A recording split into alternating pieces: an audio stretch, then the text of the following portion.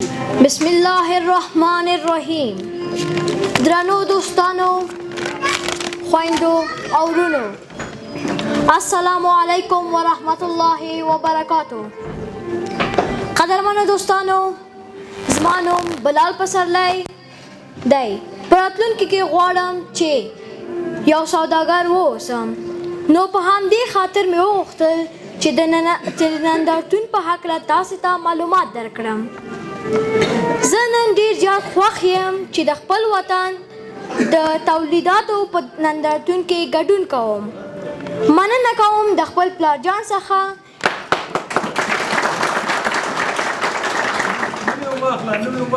فضل مالک نیازی چې ماته دا زمینه برابر کړه ترڅو د خپل وطن تولیدات د نږدې ووینم. همداراز مننه کوم د پسرلي صاحب څخه او میرمنې څخه چې داسې یو نندارتون یې جوړ کړی دی. په نندارتون کې کورني تولیدات نندارې ته وړاندې کیږي او بازارونه موندنه ورته کیږي ترڅو یو سوداګر وکولی شي خپل تولیداتو ته په هیواد کې دننه او بهر مارکیټ پیدا کړي.